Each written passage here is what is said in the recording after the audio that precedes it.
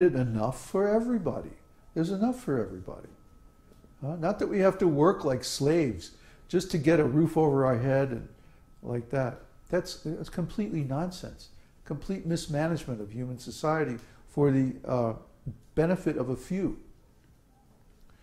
So what's really going on is that these people, instead of worshiping Krishna and getting the result in terms of pious activities and having a nice, easy, smooth life, they have to work like dogs and cats, asses and bulls.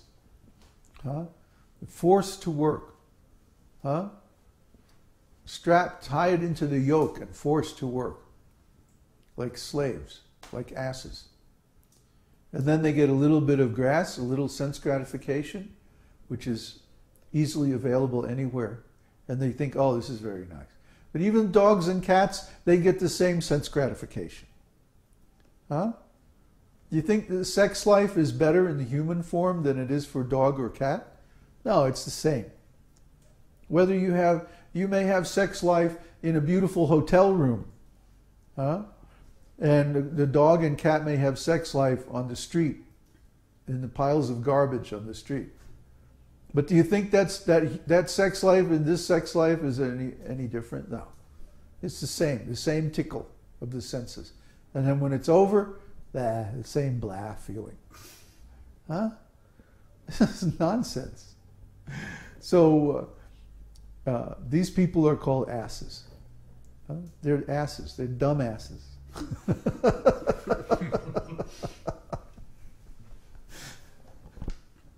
Yeah. Question from Suhas. Suhas! Hey, Yeah. where you been hiding? The scriptures say that once we go back home to the spiritual world, we never fall back to this material world. Does this imply that the souls presently in the material world have never been in the spiritual world? Oh boy, that question. When Prabhupada was asked this question, which comes up sooner or later, he would say something like, why do you want to know about falling from the spiritual world? You already fell from the spiritual world. That's why you're here. You need to know how to get out. Don't waste time on this question. The question is how to get out, not how do we get here. We don't want to focus on that. That's like if someone goes to the hospital. See, the spiritual master of the esoteric school is like, he's like the doctor.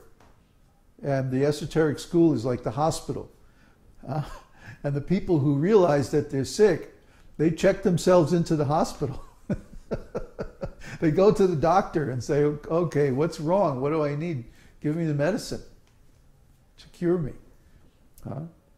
They don't ask the doctor, how did I get sick?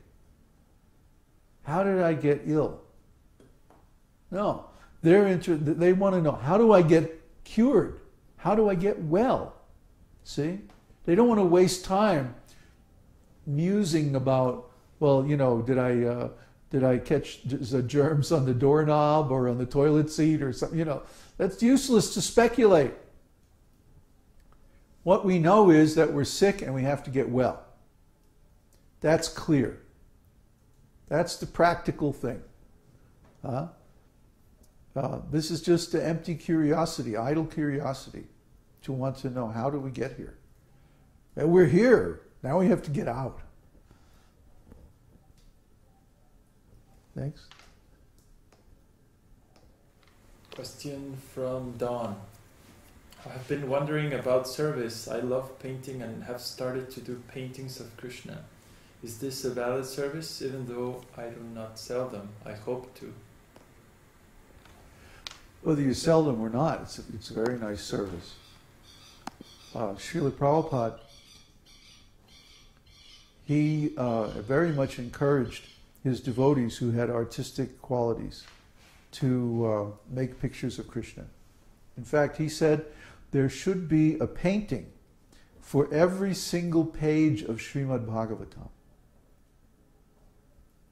He wanted an illustration of every single page, every single shloka. So That's 18,000 paintings. Get going, you guys. Come on. You artistes. Start drawing, start painting. You want to please Srila Prabhupada? Just go through Śrīmad-Bhāgavatam and make a painting for each page. A painting for each sloka. Srila Prabhupada had a very good visual imagination, even though he himself was not an artist or a painter. He directed so many artists. Like you can look at the early books, the early editions of Bhagavad-gītā and Śrīmad-Bhāgavatam. And there's so many very original artworks in there. Well, those were all conceived and directed by Srila Prabhupada from his spiritual vision. So I don't like the more recent paintings because the devotees get all scholastic and they try to follow different schools of artistic styles and all this nonsense. But Prabhupada, he actually was giving the vision of the enlightened soul. He was showing people like a window into the spiritual world to see what he could see by directing these artists. And they have a specific style, even though it's not a recognized style of painting. Still, it has its own particular flavor and style. And I encourage devotees who want to learn devotional painting to follow in the footsteps of those early painters that Srila Prabhupada himself directed. And that will help you. Like the original paintings of the Bhagavad-gītā, for example, are very beautiful. Especially that painting of Kṛṣṇa with the flute looking very cute. Yeah. That's a wonderful rendition of Kṛṣṇa. It's very accurate. Krishna's got attitude. Question from Ronald. Ronald? So we used Ronald who? Ronald. Ronald. Singh. Maybe. So we use certain mantra as a beginner and gradually advance to another mantra as we advance in spiritual life. Oh, we've discussed this so many times. Yeah, in the beginning, we're always offensive because we're in material consciousness. So we don't chant the Maha Mantra as japa. Maybe we chant it in kirtan, Maha Mantra. But we don't chant japa of the Maha Mantra until we can follow the four regulative principles. Because the seventh offense against the holy name is to perform sinful activities on the strength of chanting. We don't want to involve people in those offensive activities.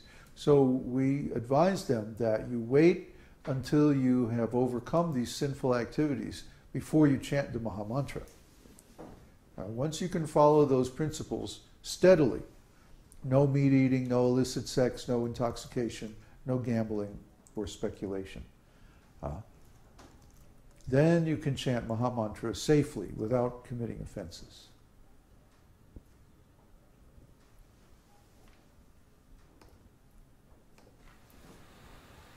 Question from Pipal. Does our constructed reality has an effect on our perception of Kṛṣṇa philosophy? I'd say what? Does our constructed reality has an effect on our perception of What does Kṛṣṇa he mean, constructed philosophy? reality?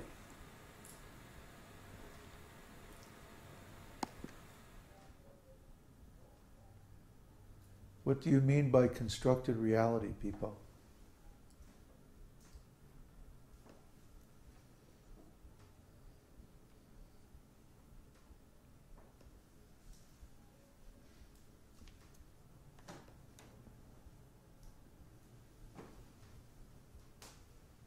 He's not responding? Next No. question. No. Next question. Illusion, he said. Oh. Well, of course. If we're an illusion, we're not seeing things properly. That's why we have to teach. Anyway, I don't get the point of this question. Okay. Question from Phil. people live, marry and have children, then die. Do they meet again with children in the spiritual world? No. I don't know where that story got started. I think it's because of people's attachment to their material identity. Material identity is temporary. It has a beginning, a middle, and an end. Once you leave this body, all those relationships based on the body are finished. They end. They're done. They're over. They're gone. You can't take it with you, is the common saying. And that applies to everything material. Your money, your job, your house, your possessions, and your relationships with other people in different roles. All those roles, husband, wife, father, son,